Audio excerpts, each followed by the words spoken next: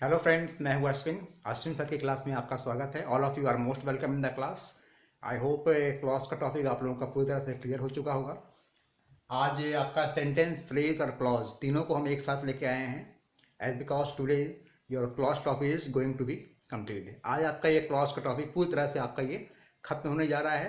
तो sentence, phrase और clause को एक साथ लाने का क्या मतलब है, एज बिकॉज आपको ये अच्छी तरह मालूम हो जाना चाहिए कि सेंटेंस कैसे पहचानेंगे आप, फ्रेज का क्या होता है और क्लॉज कैसे होता है। अगर एक ही सेंटेंस है, एक जस्ट लाइक आपके बड़े सेंटेंस है, उसी सेंटेंस में उस बड़े सेंटेंस में आपको अगर क्लॉज अलग करना हो, फ्रेज अलग करना हो, या एक सेंटेंस उसमें से अलग करना हो, पार्ट ऑफ सेंटेंस अलग करना हो, तो उसको हम कैसे अलग कर सकते हैं। इसलिए इसको आज हमने बताया। अगर हम चाहते थे इसको आपको पहले ही बता सकते थे, लेकिन पहले बताने से पहले हमने सोचा कि पहले आपको फ्रेज अलग से क्लियर कर दिया जाए, सेंटेंस आपका क्लियर हो जाए और क्लॉज आपका पूरी तरह से क्लियर हो जाए। फिर जब तीनों को एक साथ लेके हम आएंगे, इसमें आपको डिफ्रेंसिएशन डिफरेंस करने में आपको आसानी होगी। दोनों में अंतर समझने में आपको आसानी हो जाएगी। तीनों में आखिर वो कौन से बेसिक डिफरेंस है जिसकी वजह से ये अलग अलग हैं।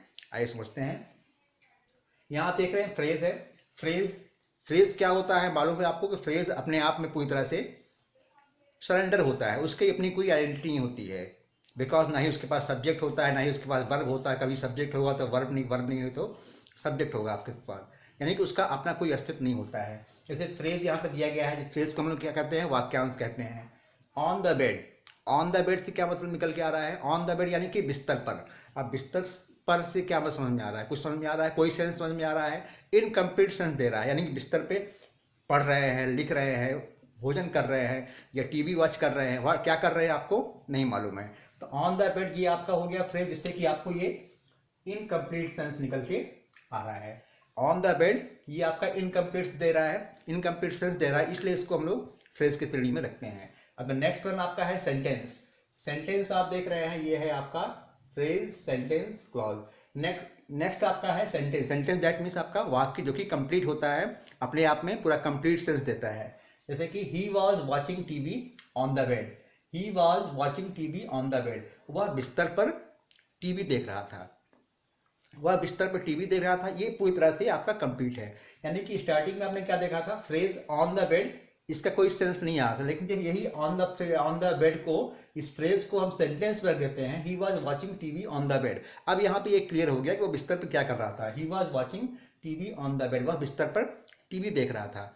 दैट मीन्स ये पूरा का पूरा कंप्लीट सेंस दे रहा है। अब पूरा का पूरा कंप्लीट सेंस दे रहा है, तो जो पूरा का पूरा कंप्लीट सेंस देता है वो आपका क्या होता है, दैट इज सेंटेंस। फिर हम लोग वाक्य कहते हैं, जो अपने आप में एलोन खड़ा हो सकता है, कुछ इसको किसी के सहारे की जरूरत नहीं होती है, इसको हम लोग इंडिपेंडेंट कहते हैं, अकेले खड़ा, इसको किसी के सपोर्ट की जरूरत नहीं होती है। जो सेंटेंस होते हैं, सेंटेंस में आपका एक सब्जेक्ट होता है, वर्ब होता है, सब्जेक्ट प्रेडिकेट सब होते हैं, इसको किसी के सहारे की जरूरत नहीं, यानी कोई अगर इसका साथ नहीं भी देगा फिर भी ये अकेले आगे चल सकता है, कोई दिक्कत नहीं होती इसमें। अब यहाँ पे इस सेंटेंस में आप देख रहे हैं ऑन द बेड आपका फ्रेज के रूप में अंदर आ गया है, सेंटेंस के बीच में आ गया है, यानी कि पूरा अर्थ इसको समझ में आ रहा है। अब आगे आप देखेंगे क्लॉज। अब क्लॉज क्या है, ये आपका वाक्यांश था, फ्रेज, सेंटेंस आपका वाक्य है। क्लॉज आपका क्या है, बताए थे आपको, क्लॉज आपका होता है उपवाक्य आपका होता है। उपवाक्य यानी कि आई was sitting but he was watching TV on the bed. अब यहाँ पे ध्यान समझेंगे, क्लॉज आपका पूरी तरह से आप समझ चुके हैं कि आपका प्रिंसिपल क्लॉज क्या होता है, सबऑर्डिनेट क्लॉज क्या होते हैं, कोऑर्डिनेट क्लॉज क्या होते हैं, तो उस चीज़ को आप समझ चुके हैं, इसलिए यहाँ आपको समझने में दिक्कत नहीं होगी। आई वॉज सिटिंग, मैं बैठा था, मैं बैठा था, but he was watching TV on the bed. मैं बैठा था लेकिन वह टीवी पर, वह बिस्तर पर बैठकर टीवी देख रहा था।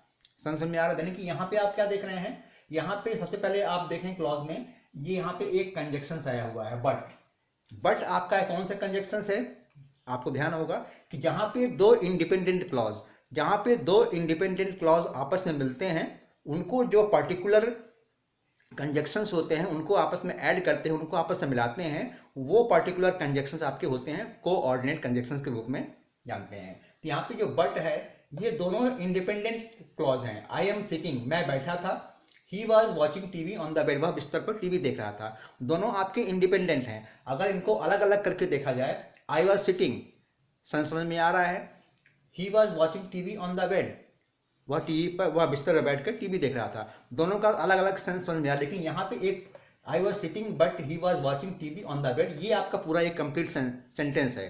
तो इस पूरे कंप्लीट सेंटेंस में आई वॉज सिटिंग और he was watching TV on the bed ये आपके एक क्लॉज हैं, सेंटेंस नहीं है, ठीक है। लेकिन अगर यहाँ ध्यान देंगे कौन से क्लॉज हैं, ये आई वॉज सिटिंग आपका प्रिंसिपल क्लॉज यानी कि मेन क्लॉज आपका है, इंडिपेंडेंट क्लॉज जिसे कहते हैं। और इसके साथ में आप देख रहे हैं but he was watching TV on the bed, ये क्या है आपका, ये आपका कोऑर्डिनेट क्लॉज है, यानी कि ये भी आपका एक तरह से इंडिपेंडेंट क्लॉज है। दोनों को जो इंडिपेंडेंट प्रिंसिपल क्लॉज होते हैं या कोऑर्डिनेट क्लॉज होते हैं, इनको किसी के सहारे की जरूरत नहीं होती है। तो यहाँ पे आप देख रहे हैं पूरे सेंटेंस में क्लॉज कैसे इसको अलग अलग हम कर रहे हैं। एक आपका I was sitting principal clause हो गया, और he was watching TV on the bed ये आपका हो गया कोऑर्डिनेट क्लॉज। अब एक एग्जाम्पल क्लॉज का हम लोग और समझते हैं, ये तो आप समझ गए, आई वॉज सिटिंग आपका हो गया principal clause, he was watching TV on the bed, ये आपके कोऑर्डिनेट क्लॉज हो गए।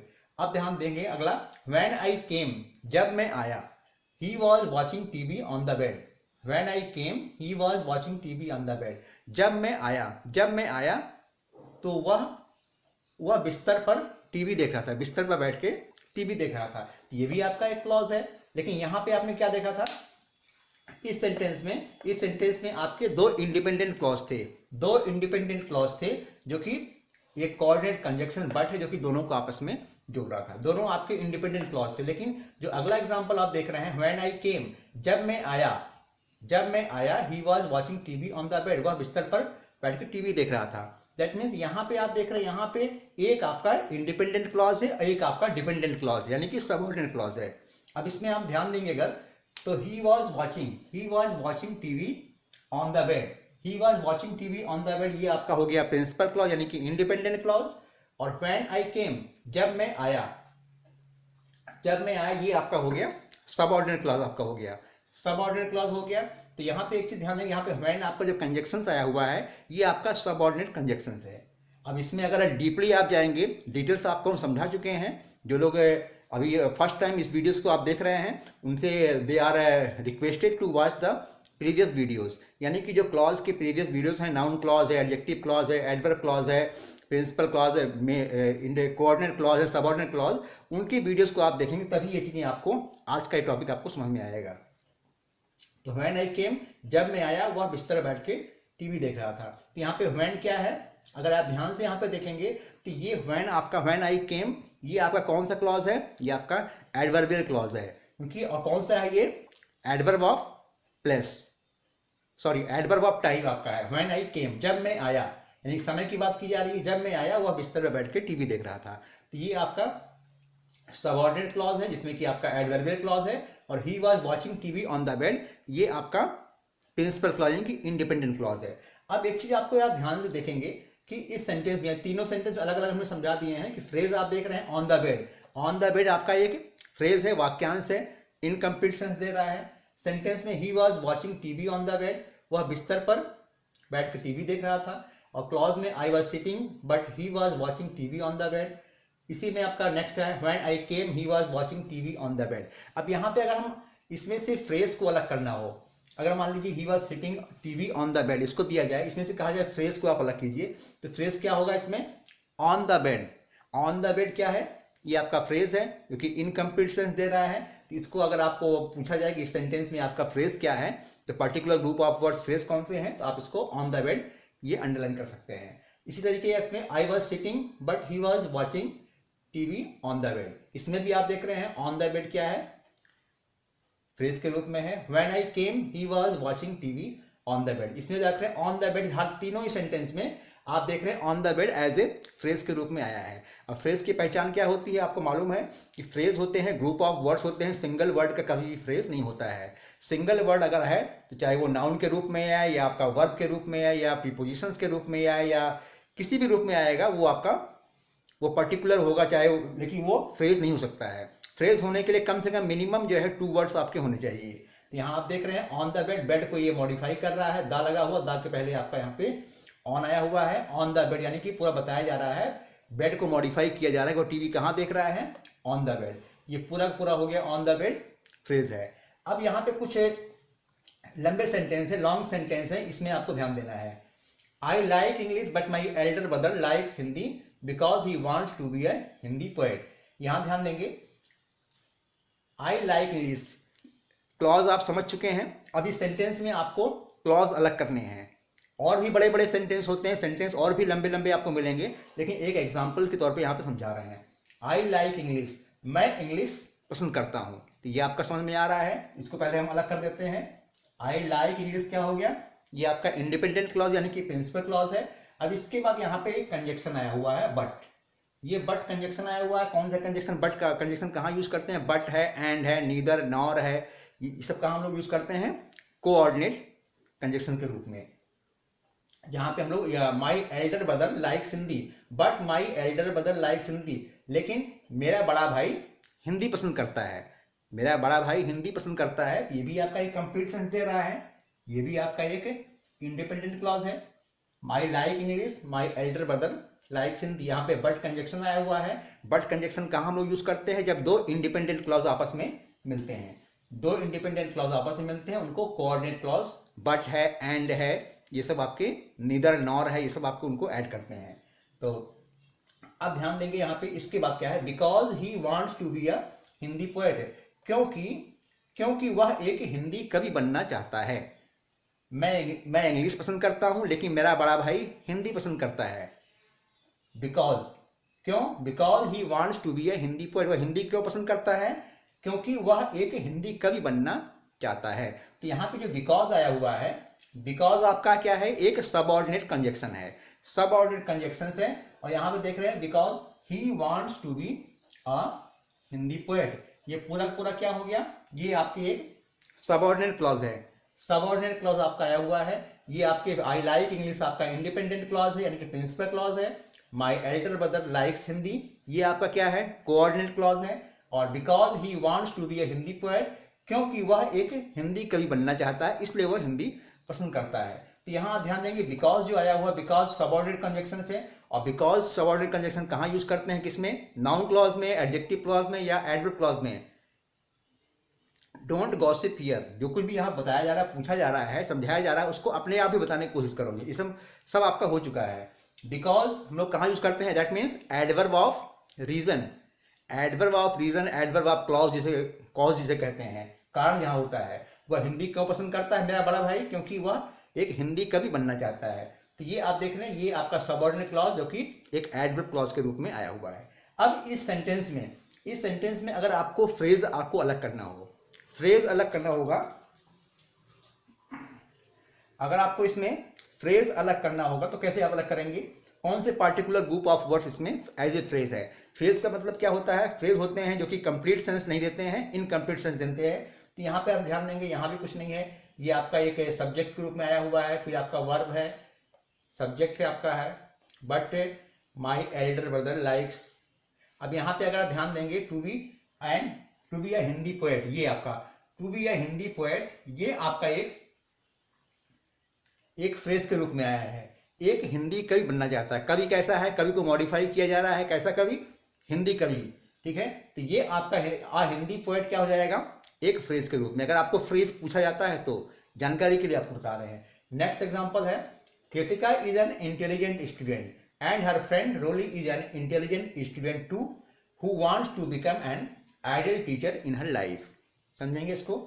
इसमें भी आपको पहले जो इंडिपेंडेंट क्लॉज हैं उनको अलग करते हैं। इंडिपेंडेंट क्लॉज कौन सा है? जो चीजें यानी कि जो पर्टिकुलर ग्रुप ऑफ वर्ड्स जिनकी मीनिंग समझ में आ जाती है, वो आपके प्रिंसिपल क्लॉज होते हैं, इंडिपेंडेंट क्लॉज होते हैं। Kritika is an intelligent student, ये आपका हो जाएगा, ये हो गया आपका इंडिपेंडेंट क्लॉज आपका हो गया। अब एंड कंजक्शन यहाँ आया हुआ है। एंड कंजक्शन हम लोग कहाँ यूज करते हैं? जब दो इंडिपेंडेंट क्लॉज को आपस में ऐड करते हैं। तो यानी कि जो एंड आया हुआ ये आपका कोऑर्डिनेट कंजक्शन है, और इसके बाद जो and her friend Roli is an intelligent student too, और उसकी सहेली रोली भी एक बुद्धिमान छात्रा है। तो ये पूरा हो जाएगा। ये भी है आपका एज ए कोऑर्डिनेट क्लॉज के रूप में है टू। अब इसके बाद आपका आया हुआ है हु कंजक्शंस ऐड हुए हैं। हु कंजक्शंस कहाँ पे ऐड होते हैं? Who wants to become an ideal teacher in her life. That mean who किसको क्वालिफाई कर रहा है? हु किसको क्वालिफाई करता है? बताए थे आप लोगों को, नाउन या प्रोनाउन को। मोस्टली आपका नाउन को ही करता है। तो जो जो आपके जो ऐसे पर्टिकुलर कंजक्शंस जो नाउन को क्वालिफाई करते हैं वे कौन से क्लॉज में आते हैं? सबऑर्डिनेट क्लॉज में तो आते हैं, लेकिन सबऑर्डिनेट क्लॉज में कौन से clause? That is adjective clause. यानी कि हु क्वालिफाई कर रहा है कृतिका की फ्रेंड रोली को कि रोली भी एक इंटेलिजेंट स्टूडेंट है, जो कि who wants to become an ideal teacher in her life, जो कि अपने लाइफ में एक आदर्श अध्यापक या अध्यापिका बनना चाहती है। तो यहाँ पे ये आपका हो गया who wants to become an ideal teacher in life. ये हो जाएगा पूरा का पूरा आपका सबऑर्डिनेट क्लॉज, और सबऑर्डिनेट क्लॉज में आपका एडजेक्टिव क्लॉज है। मेरे ख्याल से ये समझ में आ रहा होगा। अब इस सेंटेंस में भी अगर आपको अलग करना हो कि इसमें से आपका फ्रेज क्या है, यानी पर्टिकुलर ग्रुप ऑफ वर्ड्स कौन से इसमें ऐसे हैं जो कि फ्रेज के रूप में काम कर रहे हैं, तो इसमें आप कर सकते हैं, अगर आपको फ्रेज अलग करना है, एन इंटेलिजेंट स्टूडेंट, ये आपका एज ए फ्रेज है, फ्रेज के रूप में है। अब इसके फ्रेंड हर फ्रेंड रोली, ये भी आपका फ्रेज है। इसके बाद आपका एन इंटेलिजेंट स्टूडेंट यहाँ भी है। इसी तरीके आप देखेंगे एन आइडियल टीचर, ये भी आपका फ्रेज है। फिर इसके अलग से आप इन हर लाइफ, ये भी आपका एक, यानी कि बहुत सारे फ्रेज यहाँ पे दिखाई पड़ रहे हैं। तो अगर आपको फ्रेज अलग से पूछा जाता है, इसमें से फ्रेज आप अंडरलाइन कीजिए, फ्रेज को आप पिकआउट करके बाहर कीजिए, तो आप अलग अलग लिख सकते हैं। लेकिन जब आपसे क्लॉज पूछा जाएगा कि पर्टिकुलर सेंटेंस में इसमें आपका क्लॉज कौन सा है, कौन से क्लॉज हैं इसमें, उन क्लॉज को अलग करके आप ये बताइए इसमें से कौन से क्लॉज हैं। वो आपके सबऑर्डिनेट क्लॉज हैं, कोऑर्डिनेट क्लॉज हैं, या आपके प्रिंसिपल क्लॉज है। इसके बाद अगर सबऑर्डिनेट क्लॉज है तो इसमें नाउन क्लॉज है, एडजेक्टिव क्लॉज है, या एडवर्ब क्लॉज है। ये सब चीज़ें जब आपको अलग अलग बताना पड़ेगा आपको। मेरे ख्याल से आज का ये टॉपिक जो फ्रेज, सेंटेंस और क्लॉज, इसको हम एक साथ इसीलिए बताए हैं जिससे आपका जो थोड़ा बहुत जो है डाउट्स है वो क्लियर हो जाए। मेरे ख्याल से इससे पहले कि जितने भी वीडियोस आपने देखा हो, जितने भी टॉपिक्स आप यहाँ आते हैं, यहाँ आपने समझा होगा, तो आज जो चीज़ें आपको बता रहे हैं, आज आपको एकदम पूरा सा मक्खन सा लग रहा होगा, यानी कि पूरा सा सॉफ्ट होगा, क्योंकि इसके पहले की चीज़ें जो हम समझाए थे आपको, वो चीज़ें आपने समझ ली हैं। तो इसको समझने में आपको कोई दिक्कत नहीं हो रही होगी। तो ये चीज़ें हैं फ्रेज, सेंटेंस और क्लॉज, दैट मीन्स वाक्यांश, वाक्य और उपवाक्य।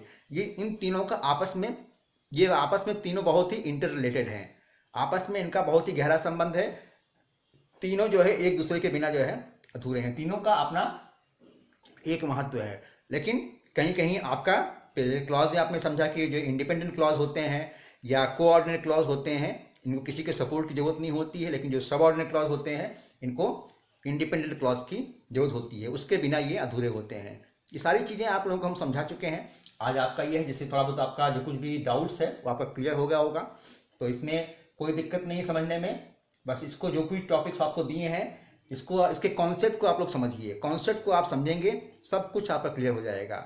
लेकिन ध्यान आपको ये देना है कि अगर आप नए आते हैं, न्यू कमर्स हैं, चैनल को आपने अभी भी ज्वाइन किया है और आप फर्स्ट टाइम ये इसको आप देख रहे हैं, तो इसको देखने से आपको समझ में नहीं आएगा। इसके पहले इसकी जो लास्ट वीडियोस हैं, इसकी जो पिछले वीडियोस हम भेज चुके हैं, उसको आप लोग देखिए, उसको आप देखेंगे तभी आपको समझ में आएगा। सीक्वेंस में हर चीज़ का एक सीक्वेंस होता है। जैसे टेंस आपको पढ़ाया गया है, टेंस हमने समझाया है, तो बीच में ऐसे कि 3 पार्ट्स होते हैं। आप प्रेजेंट को, पास्ट को आपने नहीं समझा, चीज़ें आप फ्यूचर में आ गए हैं, फ्यूचर कंटिन्यूस आप समझना चालू कर दिए। तो जब तक आपको बेसिक क्लियर नहीं होगा, बेसिक क्लियर करना बहुत ज़रूरी होता है। तो पूरी चीज़ों को आप सीक्वेंस वाइज आप समझेंगे तो उसको समझने में आपको आसानी होगी, और आपके जो आपका कहने का मतलब जो आपका कॉन्फिडेंस है, कॉन्फिडेंस में भी जो है परफेक्शन तभी आएगा जब उसको आप जो है प्रॉपरली आप उसको प्रैक्टिस करेंगे और सीक्वेंस वाइज प्रैक्टिस करेंगे। जो है जंबल्ड उसमें नहीं करना है, कभी इसको कर लिए, कभी उसको देख लिए, कभी उसको देख लिए, लाओ इसको देखते हैं इसमें क्या बताया जा रहा है, उसमें क्या बताया जा रहा है, ऐसे नहीं करना जो है। इससे क्या होता है, इससे एक प्रोवर्ब आप जानते हैं कि अव्यवस्थित चित्त वाले मनुष्य की सफलता में हमेशा संदेह रहता है। तो कमें अपना एक पहले आप ये उसको कॉन्फिडेंट होकर उसको आप पहले ये गोल कीजिए कि हमें ये सीखना है। जो है अभी टेंस पढ़ना है तो टेंस ही पढ़ना है, फिर टेंस हम सीख लेते हैं, फिर हम आते हैं सेंटेंस पे, फिर फ्रेज पे आते हैं, फिर क्लॉज पे आते हैं। ऐसा नहीं कि पहले आप क्लॉज में आ गए तो जो आपको दिख गया वही देखना चालू कर दिए, ऐसे समझ में नहीं आएगा। अगर आप क्लॉज देख रहे हैं तो क्लॉज को देखने से पहले आपको सेंटेंस को समझना होगा, फ्रेज को समझना होगा, फिर आप क्लॉज को आप समझेंगे। अब इसके बाद जो हमारा अगला टॉपिक आ रहा है वो आएगा transformation of sentence, transformation of sentence, उसको वो चीज़ें तभी आपको समझ में आएंगी जब आप अभी तक का हमने आपको बता दिया है, क्लॉज आपको समझा दिए हैं। ट्रांसफॉर्मेशन ऑफ सेंटेंस में क्लॉज का बहुत बड़ा महत्व है। अगर क्लॉज को आप नहीं समझे रहेंगे तो जो अगला टॉपिक आपको हम क्लॉज समझाएंगे, सॉरी ये ट्रांसफॉर्मेशन ऑफ सेंटेंस समझाने जा रहे हैं अगले उसमें, नेक्स्ट टॉपिक हमारा रहेगा, वो समझने में आपको दिक्कत होगी। इसलिए इससे पहले कि वो टॉपिक हम आपको समझाना चालू करें, अभी तक का जितने ही पार्ट्स आपको समझा चुके हैं उसको आप अच्छी तरीके उसको जो है तैयार कर लीजिए, उस अच्छी तरीके से समझ लीजिए, जिससे ये हो कि जब ट्रांसफॉर्मेशन ऑफ सेंटेंस आपको हम समझाएं तो उसको समझने में आपको कोई दिक्कत नहीं हो, क्योंकि उसमें क्या होता है पूरा का पूरा वो क्लॉज पे डिपेंड होता है। उसमें आपके प्रिंसिपल क्लॉज भी होते हैं, कोऑर्डिनेट क्लॉज भी आते हैं, आपके सबऑर्डिनेट क्लॉज भी आते हैं, सब कुछ उसमें आपके टाइप ऑफ सेंटेंस भी आपको दिखाई पड़ेंगे, सिंपल सेंटेंस, कंपाउंड सेंटेंस और कॉम्प्लेक्स सेंटेंस होते हैं, वो सारी चीज़ें आपको दिखाई पड़ेंगी। लेकिन उसके लिए उसका बेस क्या है? क्लॉज। क्लॉज समझना बहुत ज़रूरी है, क्लॉज है, सेंटेंस, इन सब चीज़ों की जानकारी बहुत ज़रूरी है। तो इसको आप लोग देखिए, इसको समझिए, और मेरे ख्याल से वीडियो आपको हमें कहने की ज़रूरत नहीं है, वीडियो तो आपको अच्छी लगती है क्योंकि काम की चीज़ें हैं, in our day to day life हम इसको यूज़ करते रहते हैं। लाइक कीजिए, शेयर कीजिए मोर and more. And for the new subscriber, जो न्यू अभी चैनल पे हैं, सब्सक्राइब नहीं किए हैं, वीडियो तो आज देख रहे हैं लेकिन उन्होंने सब्सक्राइब नहीं किया है और बेल आइकन भी दबाना भूल गए हैं, तो चैनल को जब सब्सक्राइब आप करते हैं तो उसको बेल आइकन को जरूर दबाए कीजिए, जिससे कि क्या होता है जो अपकमिंग वीडियोज़ होती हैं उसकी नोटिफिकेशन आपको टाइम टू टाइम मिलते रहते हैं। So stay with Ashwin sir की class and learn more and more new things. And one thing more, जो कि हमेशा आप लोगों से हम कहते हैं कि do more and more practice to get more perfection.